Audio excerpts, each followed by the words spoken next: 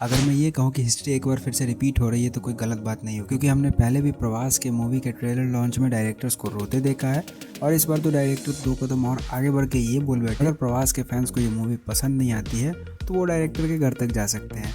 और मैंने तो अपना टिकट करा लिया है, तुम्हें कराना है या नहीं कराना, इस वीडियो को देखने के बाद तुम्हें भी पता चल जाएगा। Welcome back to another review video. और आज हम बात करने वाले प्रवास की अपकमिंग मूवी राजा साहब की। इस बार उन्होंने कोशिश की कि प्रवास को ट्रेलर में सेलिब्रेट करें, संजय दत्त को दिखाएं और CGI VFX जो उन्होंने किया उसको दिखाएं। और ऐसा CGI VFX वर्क हेवी वाली एक और मूवी हम देख चुके हैं, अगर तुम दिमाग पे थोड़ा जोर लगाओ तो तुम्हें याद आएगा। और उस मूवी के ट्रेलर लॉन्च में भी डायरेक्टर ने क्या बोला था और रोया था, सब तुम्हें याद होगा। तो ऐसा कुछ यहाँ भी हो रहा है, इसलिए मैंने वीडियो के शुरू में बोला था कि अगर मैं ये बोलूँ कि हिस्ट्री रिपीट हो रही है तो गलत नहीं होगा। और चलो एक मिनट के लिए मैं इन सारी बातों को अलग साइड में रख देता हूँ। नॉर्मल ऑडियंस की तरह मूवी को देखने की कोशिश करते हैं कि मूवी हमें क्या ऑफर कर रही है, क्योंकि साल की पहली पिक्चर है और शुरू में ही अगर मूड खराब हो जाए तो सही होगा नहीं। अगर उस तरह से देखें तो ट्रेलर अच्छी है बट उतनी भी अच्छी नहीं है जितनी अच्छी होनी चाहिए थी। ट्रेलर की सबसे बुरी बात ये नहीं थी कि उसका VFX और CGI ऑन पॉइंट नहीं था, उससे ज़्यादा बुरी बात ट्रेलर की ये है कि कहानी आपको पूरी मूवी की ट्रेलर में ही पता लग जाती है और उसके लिए आपको ट्रेलर को दोबारा देखने की ज़रूरत भी नहीं है। अगर आप एक ही बार ट्रेलर को ध्यान से देखोगे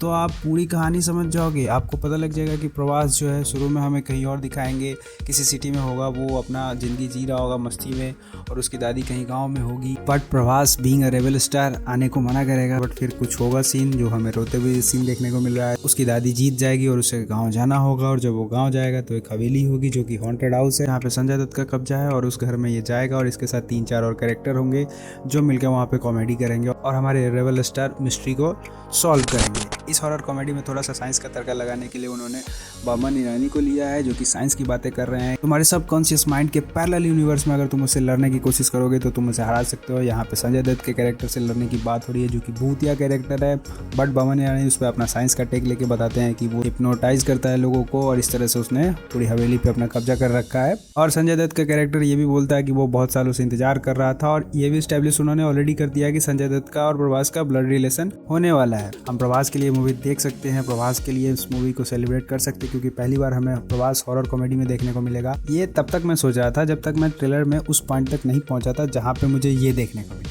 ये जब मैंने देखा तो मैंने जो अभी तक खुद को कन्विंस किया था कि चलो कोई बात नहीं है, VFX CGI ट्रेलर लॉन्च में जो डायरेक्टर ने बोला उन सबको एक तरफ रख देते हैं, प्रभास को देखते हैं, इंडियाज बिगेस्ट सुपरस्टार। अभी रिसेंटली संदीप रेड्डी मंगा ने अपने स्पिरिट के अनाउंसमेंट में जिसने एस्टेब्लिश कर दिया है, जहाँ पे काफी पंगा हो रखा था, उस एक्टर को देखते हैं। बट जब मैंने इस शॉट को देखा, And I've got to say in all honesty, it's the biggest piece of dog shit. मतलब क्या दिखाना चाह रहे हो तुम?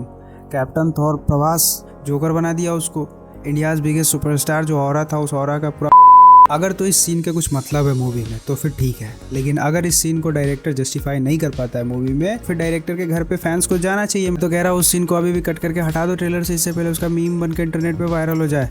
या फिर रखा ही इसलिए है कि वो मीम बने तो फिर अलग बात है, वो निगेटिव पब्लिसिटी भी आजकल एक चीज़ बन चुकी है। निगेटिव पब्लिसिटी भी इतना कर दो, रील पे इतना चला दो कि पब्लिक सोचे कि अरे ऐसा क्या बना दिया और थिएटर में पहुँच जाए देखने। फिंगर क्रॉस्ड ये सीन देखने के बाद तो वो भी करने का मन नहीं कर रहा है, बट चलो उम्मीद करते हैं फिर भी कि साल की शुरुआत अच्छी हो। बाकी तब तक के लिए कीप वॉचिंग सिनेमा और लाइक कमेंट जरूर करना और बताना मुझे कि तुम्हें टीजर कैसा लगा।